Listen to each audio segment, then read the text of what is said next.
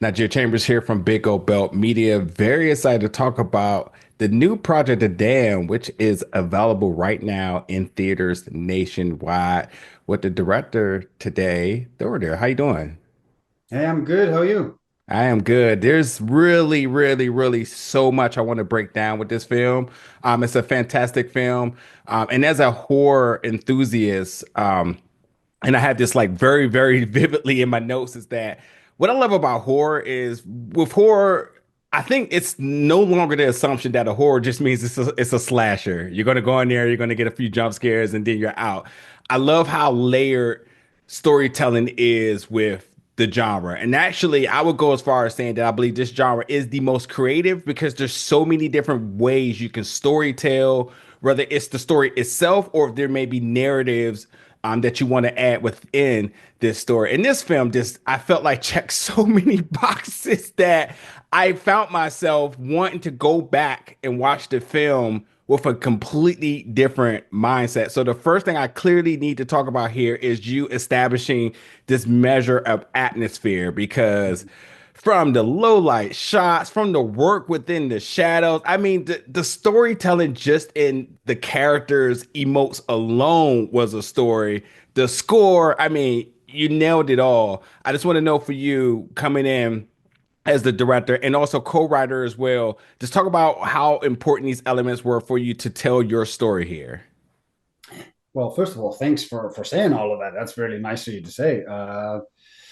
Yeah, I mean, like the most difficult thing to talk about when you're talking about making a film or is tone. Like how do you talk about tone? Because tone is it's somewhere between the performances and the camera work, but it's also the sound design, but then it's also the music, and then it's the location. And so, and I, but it's one. I struggle with talking about tone, but there. I guess one has to go back to this film for me, and what the character is really going through is about guilt, and Mm, I guess guilt has a very particular tone. There is a it's a I don't know, it's a heavy tone. yeah.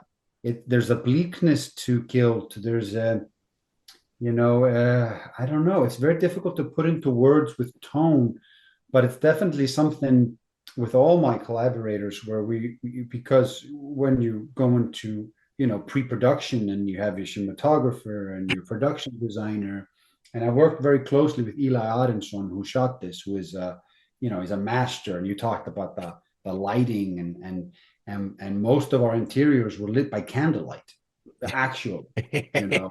Uh, so it which can get dangerous. We're going to burn the set down. I don't know, um, but no, but back to tone, so difficult. But I guess it all stems from story, and then you work from that, and how is Eva feeling, and can we somehow make the audience feel the cold and the bleakness of the situation. So, Yeah, I'll say this though. I find myself to be a very empathetic person. So when you have a subject such as guilt, I think it divides the audience, which is essentially a character in its own. Because when you look at certain decisions, you're automatically on the side of which way would you have handled it, which is the beauty of the storytelling here. Is because one way you may have thought was probably the most efficient and considering all the stakes involved may actually come back to you at the end and say like, all right, well, see that one decision and hear how all of the ripple effects behind that. So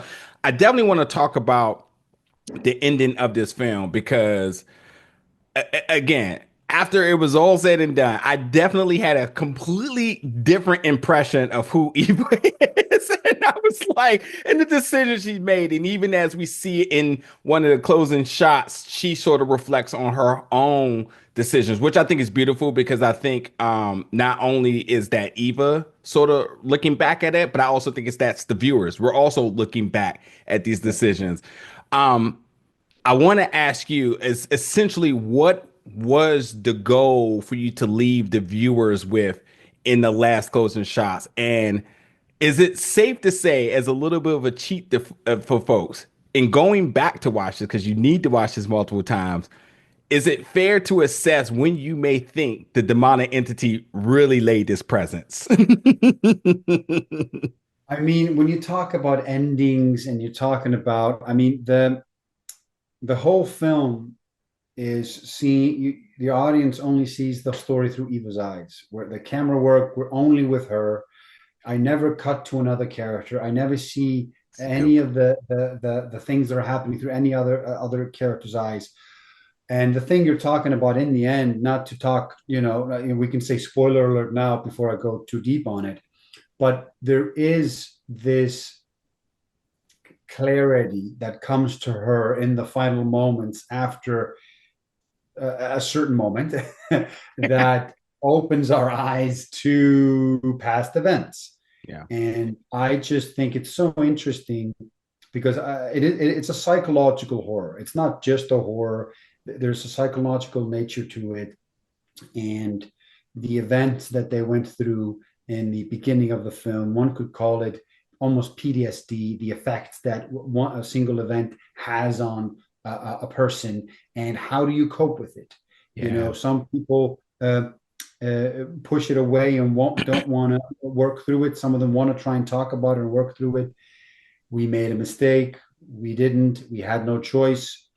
So you have the different characters talking about what we should have done. But through the whole film, Eva is always just trying to do what's best for her people. There was no malice in any of her Mm. choices. Um, so hopefully, when you're driving home with your spouse and you're talking about the film, maybe the way you saw the film and her choices could be an interesting start to an argument. I don't You know. damn right. Absolutely there. Yeah. And that's kind of where I was at with that. I was just kind of thinking like, obviously towards the end, pivotal decisions, and there was obviously a pivotal decision in the beginning as well too. But like one inside in terms of side of empathy, I started thinking like, okay, what was her emotional state? What was her mental state? And how do we see this fluctuate over the different times? And then obviously with there being a demonic entity also involved, at what point did it truly lay its presence, you know? And Mhm. obviously there's some very transparent parts of that. But then there's also parts that still makes you kind of question because even in Eva's journey, she starts to state that like, get out of my head. And Yeah. now as the viewer, you started wondering like, well, how long has it been in there? Yeah. So there's really a lot there. I got to tip you and your crew the utmost kudos for the practical effects, dude. Like, come on Mhm. now. Yeah. Now, anybody who knows anything knows that these films cost money, and a lot of people go broke to put out these type of projects for us. One huge variable that folks and I would love for you to talk about is weather, because the snow was completely practical, and in fact, and I guess I want a little bit of clarity on this as well, you're really dependent on the weather. You Yeah. depended on the snow. So depending on what the snow did from day to day, which by the way, I'm on the East Coast, so if you need more snow, please come get all of this. We'll give it to you for free. Uh, Brilliant. how do you sort of line up shooting days, considering that the weather, the cast member didn't know you had, Yeah. if it was going to show up for work or not? Well, I mean, everyone thinks Iceland. There's no all year round, or I don't know, but there isn't, and it's very difficult when you are shooting a film over 6 weeks and you need the weather to stay the same the whole time, which it never does. Yeah. But if you are going to shoot in Iceland and you do need snow and kind of consistency, February is the time. Uh, and but then slowly as you're shooting through February into March, you start to slowly, it gets warmer. But what happened to us, we were quite unlucky and then lucky. We started to shoot, great snow, everything looks great. And then we went to bed. We got up the next day, all the snow was gone. Huge fluctuation in weather. We lost the snow. We had to jump and go and shoot all or most of our interior scenes straight away. The sets weren't ready. our beautiful production designer Frosty, he came and was able to do it. And then we just started to shoot most of the interior scenes, and every night praying to God.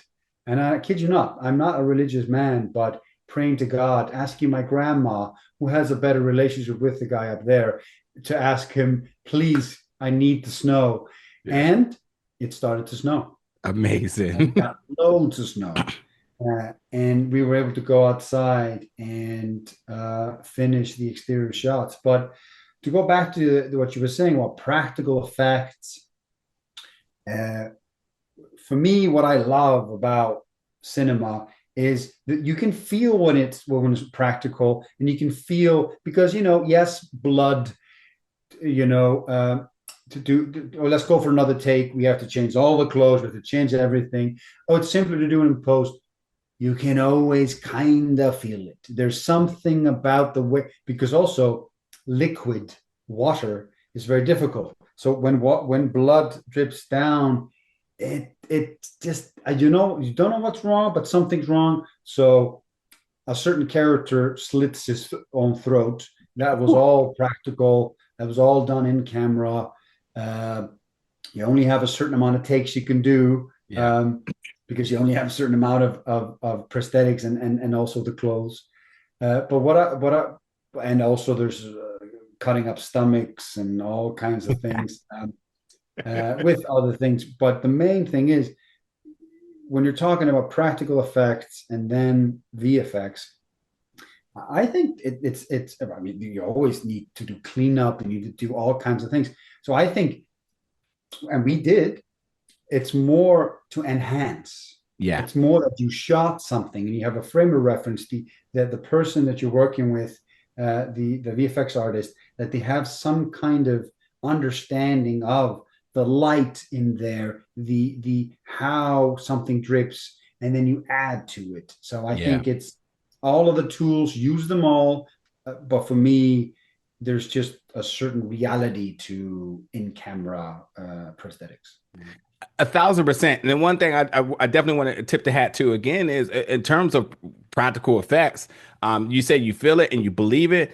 And when you're using snow, you can hear it. The sound mixing is insane in this film. Oh, Very cold myself. I wasn't a fan of that because I don't like the cold, but it's just because you created that atmosphere. And when you talk about the kills, I know we're far away from it, but we'll make sure we got you on speed dial for the Chainsaw Awards for brutalest kill of the year thus far. They were pretty early in the year, but man, was that an insane shot.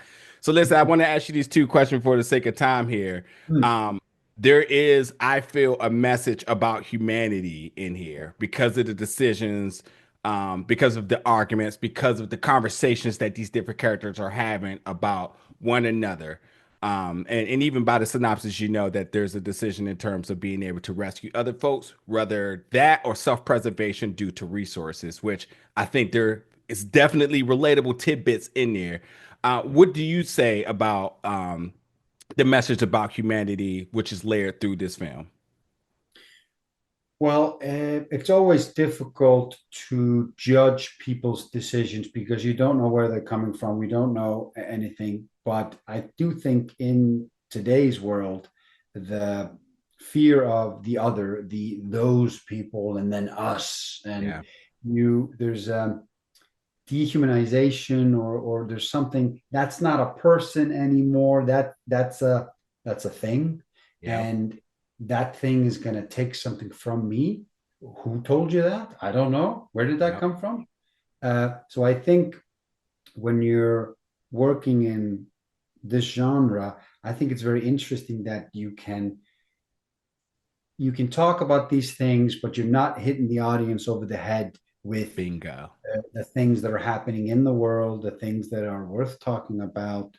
Um, I mean, personally, I don't like a message film because I just think you can do it better. You can figure out a way to talk about that, but not make that the reason why I'm sitting here. Yeah. I often think message films are not entertaining. No.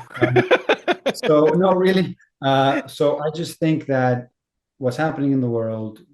I think it's worth talking about. Uh, I, maybe you get that from the film. If you don't, the film doesn't depend on that. It's Yeah. in it. It may be at a second viewing, it hits you different because then you're not trying to get the story. You're just kind of Yep. sitting in it, and then you can kind of Um, so yeah, I think for me that's the best kind of filmmaking where like I'm yeah, so I'm a big Denis Villeneuve fan, and when I heard about his approach to prisoners, for instance, and taking someone against their will, putting them someone that is you don't even know if they're guilty or not, and Yeah. it's just these interesting things. But that just came to mind, and that there's loads of other brilliant Yeah. filmmakers that are working from theme and things that are interest them, um, and they want to talk about it. And I just think this genre is perfect for that. Exactly. Exactly why I love the genre. Exactly why I love this film.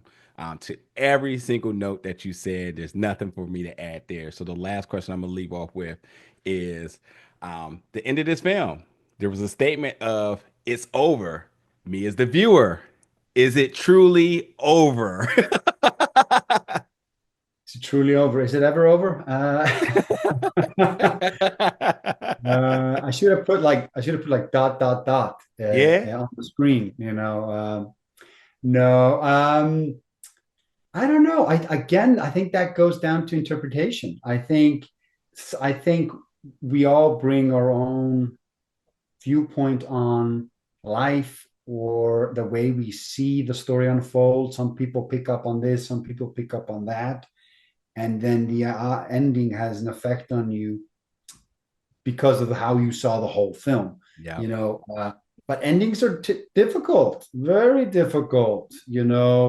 I mean, it was the hardest thing getting that kind of the one you saw, getting that right. If there's a Yeah. right ending, but yeah, a lot of blood, sweat, and tears went into that edit. I can tell you that. Amazing. I was literally, and I say this in a very positive way. I was very mad at you because I literally thought for a moment you were going to send us into the credits in silence, and I was going to say no. So uneasy with that, but yeah, you absolutely nailed it in this ending, and hopeful that if there is more story to be told, within this world, with for Odessa as Eva, I would truly be on board. Fantastic casting up and down the board, and fantastic job by you and all the folks, in terms of production and getting this done. It's really, really, really been an honor to talk to you today. I am very much looking forward to future projects of yours. But until then, folks got to check out The Dam. It's playing in theaters nationwide. Thank you so much for your time today. Thank you. Great questions, man. A pleasure. Absolutely, anytime. Regulus.